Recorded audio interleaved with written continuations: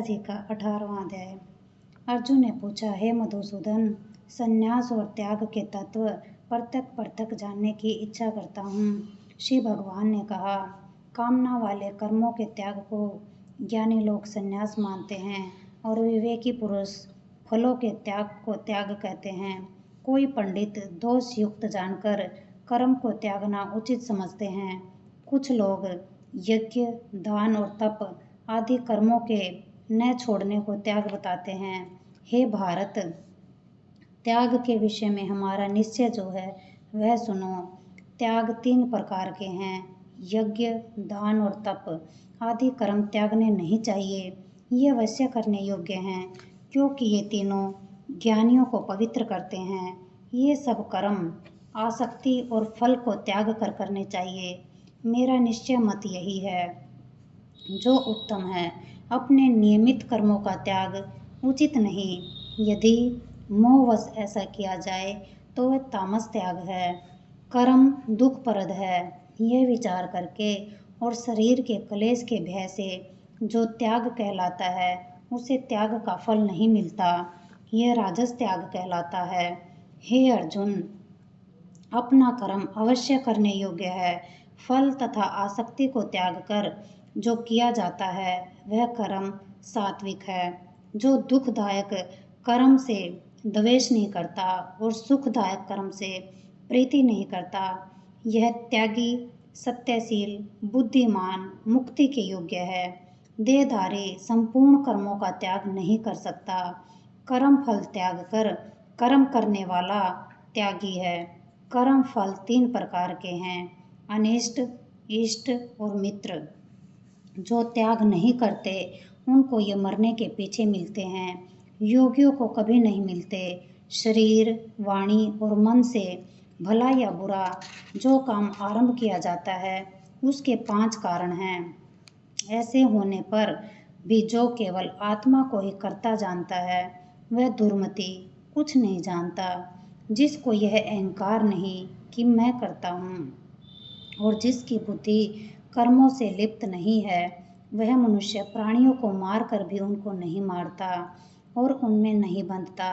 ज्ञान, श्रेय और ज्ञाता ये तीनों ही कर्म के साधन हैं। सांख्य शास्त्र में ज्ञान, कर्म और कर्ता ये सात्वादिक गुणों के भेद 3 प्रकार के हैं। इनको भी सुनो। जो सब भिन्न भिन्न प्राणियों में अविनाशी, अविभक्त सत्ता को देखता है वह ज्ञान सात्विक कहलाता है। जिस ज्ञान से प्राणियों में नाना प्रकार की सत्ताएं दिखाई देती है उसको राजस ज्ञान जानो। ऐसा ज्ञान जिसमें बिन कारण और तत्वार्थ के जाने एक ही कार्य में लगा रहे अल्प और तामस है। फल की इच्छा न करके जो नियत किया जाता है सात्विक है। जो फल की इच्छा से और अहंकार से बड़े यत्न से किया जाता है वह कर्म राजस है। जो कर्म परिणाम, धन का खर्च, दूसरे की पीड़ा और अपना पुरुषार्थ न जानकर मोहवश किया जाता है वह तामस कर्म कहलाता है। संग में रहित अहंकार, धैर्य और उत्साह युक्त सिद्ध और असिद्ध में जो समान रहता है वह सात्विक करता है। रोग मुक्त फल का इच्छुक, लोभी, हिंसक, अपवित्रता, हर्ष, शोक से युक्त राजस कर्ता कहलाता है। चंचल चित्त वाला नीच, मूर्ख, दूसरों की बुराई करने वाला आलसी, विवादी और दीर्घसूत्री और तामस कर्ता कहलाता है। हे धनंजय, गुणों की तरह बुद्धि और धैर्य के भी 3 भेद हैं। उनको विस्तार से कहता हूँ, सुनो। बुद्धि, प्रवृत्ति, कर्तव्य, अकर्तव्य, भय और अभय का बंधन व मोक्ष को जानता है वह सात्विकी है। हे पार्थ, जिससे धर्म और अधर्म, कर्तव्य और अकर्तव्य ठीक निश्चय नहीं होता वह राजसी बुद्धि है। हे पार्थ, जिस अज्ञान से ढकी बुद्धि करके मनुष्य अधर्म को धर्म मानता है वह तामसी है। हे पार्थ, एकाग्रचित होने से इधर उधर न डिगने वाली जिस धृति के द्वारा मन, प्राण और इंद्रियों की क्रिया ठीक चलती है वह सात्विकी है। हे पार्थ, जो प्रसंग से फल की इच्छा वाला है, जो धर्म, काम तथा अर्थ को धारण करता है, उसकी धृति राजसी है। हे पार्थ, जिस धृति से मूर्ख जन निद्रा, भय, शोक, विवाद और मद को नहीं त्यागते, वही तामसी वृत्ति है। हे भारत, 3 प्रकार के सुखों को सुनो, जिनके अभ्यास से चित्त रमता है, दुख का अंत हो जाता है, वही सुख सात्विक है। जो आरंभ में विष के समान और अंत में अमृत के समान होता है, जो सुख आरंभ में अमृत तुल्य और अंत में विष के सदृश विषयों और इंद्रियों के सहयोग से होता है, उसे राजस कहते हैं। जो सुख आदि और अंत दोनों में मनुष्यों को मोह में फंसाता है और जो नींद, आलस और प्रमाद से उत्पन्न होती है, वही तामस है। प्रकृति के इन तीनों गुणों से अलग कोई वस्तु आकाश और पाताल या देवलोक में नहीं है। हे परंतप, ब्राह्मण, क्षत्रिय, वैश्य और शूद्र, इनके कर्म स्वाभाविक गुणों में बटे हुए हैं। सम, दम, तप, पवित्रता, क्षमा, नम्रता, ज्ञान, अनुभव और परलोक में श्रद्धा, ये ब्राह्मण के स्वाभाविक सिद्ध कर्म हैं। बहादुरी, तेजस्विता, धैर्य, चतुराई, युद्ध में स्थिरता, उदारता और प्रभुता, ये क्षत्रियों के स्वाभाविक कर्म हैं। खेती, गौ रक्षा और व्यापार, ये वैश्यों के स्वाभाविक कर्म हैं। तीनों वर्णों की सेवा शूद्र के स्वाभाविक कर्म है। जो लोग अपने अपने और प्रवृत्तियों के अनुसार कर्म करते हैं, उनको सिद्धि प्राप्त होती है। वह सुनो, जिसमें सब प्राणियों की प्रवृत्ति हुई है, जिसने सब संसार को विस्तार किया है, उस ईश्वर को अपने कर्मों के द्वारा आराधना करके मनुष्य सिद्धि को पाता है। दूसरे उत्तम धर्म से अपना धर्म ही श्रेष्ठ है। स्वाभाविक कर्म करने से पाप नहीं लगता। हे कौन्ते, दोष युक्त भी स्वाभाविक धर्म का त्याग ना करे। सर्वत्र आसक्ति को छोड़ने वाला, आत्मा के जीतने वाला, इच्छा रहित मनुष्य संन्यास के द्वारा सर्व कर्म निवृत्ति पाकर सिद्ध हो पाता है। हे अर्जुन, इस प्रकार का पुरुष सिद्धि को पाता है। वह फिर किस तरह ब्रह्मा को प्राप्त होता है, सो मुझसे सुनो। यही इस ज्ञान की परानिष्ठा है। शुद्ध बुद्धि से मुक्त होकर धृति द्वारा मन को वश में लाकर शब्द आदि विषयों को छोड़कर राग द्वेष से रहित एकांत में रहने वाला, मिताहारी, वाणी और मन को जीतने वाला, नित्य ध्यान युक्त और वैराग्यवान, अहंकार, बल, काम, क्रोध व परिग्रह छोड़कर ममताहीन और शांत मनुष्य ब्रह्म भाव के योग्य होता है। ब्रह्म को प्राप्त हुआ पुरुष प्रसन्नचित होकर शोक व अभिलाषा को नहीं करता और जीव मात्रा में समदर्शी होकर मुझ में परम भक्ति पाता है। इस प्रकार ज्ञानी मुझ में निवास करने वाला सदैव सब कर्मों को भी करता हुआ मेरे इस अनुग्रह से अविनाशी सनातन मोक्ष पद को प्राप्त होता है। वैसे ही ठीक जानता है, तदंतर तत्व से मुझको जानकर फिर मुझ में ही प्रवेश करता है। सावधानी से अपना मन मुझ में स्थिर कर और सब कर्मों को मुझ ही में अर्पण कर बुद्धि योग के आश्रय से निरंतर अपने चित्त को मुझ में लगा दे। मेरे में चित्त लगाकर मेरी कृपा से सब दुर्गम कष्टों से तर जाओगे। यदि अहंकार से मेरी बात सुनोगे तो नष्ट हो जाओगे। यदि अहंकार का आश्रय लेकर युद्ध नहीं करूँगा ऐसा मानते हो तो तुम्हारा निश्चय झूठा है, क्योंकि स्वभाव तुम्हें युद्ध में लगाएगा।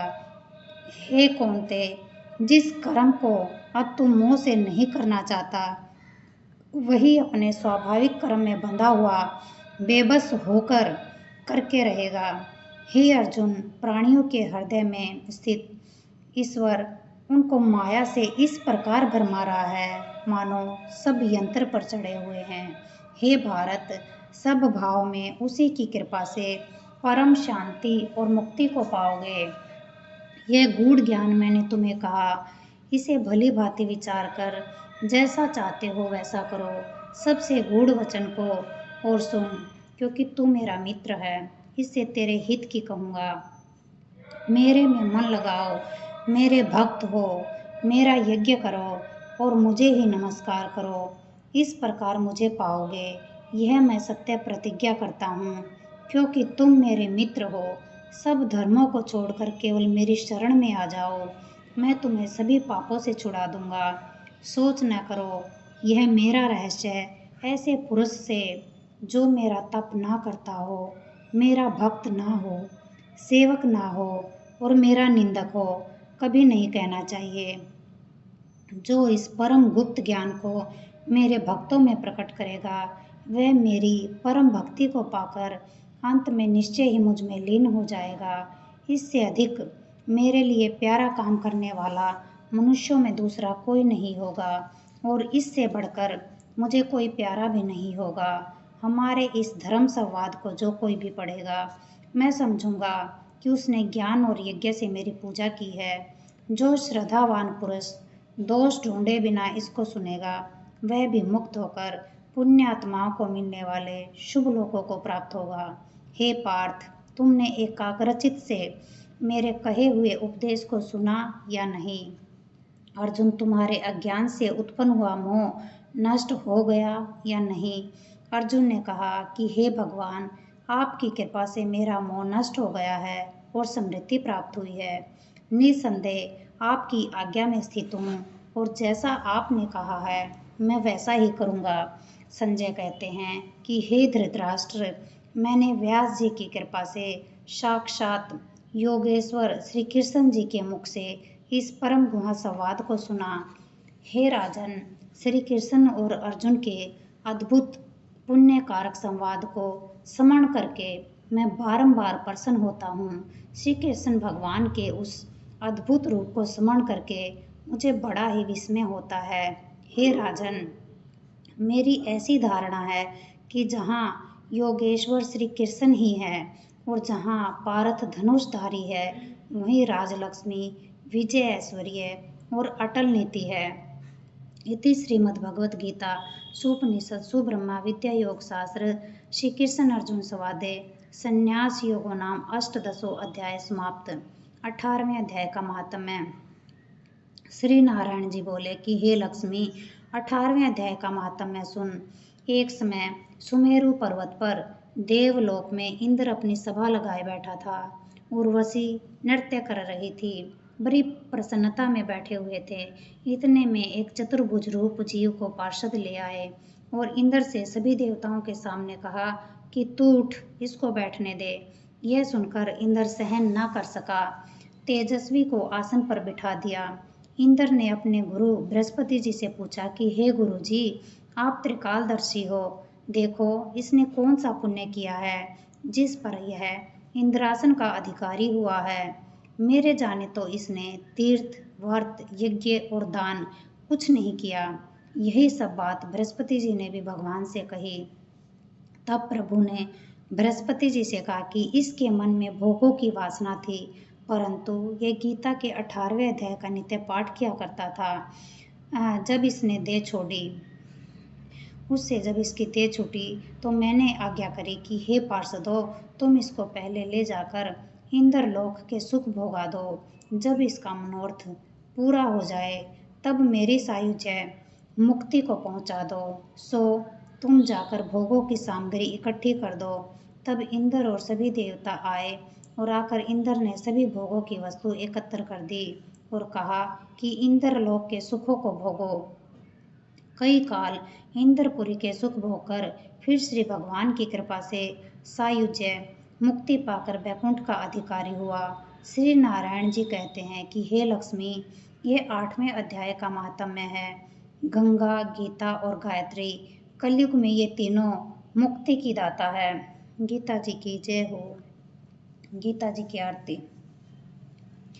जय गीता माता मय जय गीता माता, सुख करनी दुख हरनी तुमको जग गाता हूँ। जय गीता माता। अज्ञान मोह ममता को जिनमें नाश करे, सत्य ज्ञान का मन में तू प्रकाश करे। ओम जय गीता माता। शरण तेरी जो आवे, तेरी मति ग्रहण करे, पाप ताप मिट जावे, निर्भय भव सिंधु तरे। ओम जय गीता माता। रण क्षेत्र में अर्जुन जब शोकाधीर हुआ, कर्तव्य क्रम तज बैठा बहुत मलिन हुआ। ओम जय गीता माता। तब कृष्णचंद्र के मुख से तुमने अवतार लिया, तत्व बात समझा कर उसका उद्धार किया। ओम जय गीता माता। शरीर जन्मते मरते आत्मा अविनाशी, शरीर को दुख व्यापे आत्मा सुख राशि। ओम जय गीता माता। अतः शरीर की ममता मन से त्याग करो, आत्म ब्रह्म को चीनो उसे अनुराग करो। ओम जय गीता माता। निष्काम कर्म नित्य करके जग का उपकार करो, फल वांछा को त्यागो सद्व्यवहार करो। ओम जय गीता माता।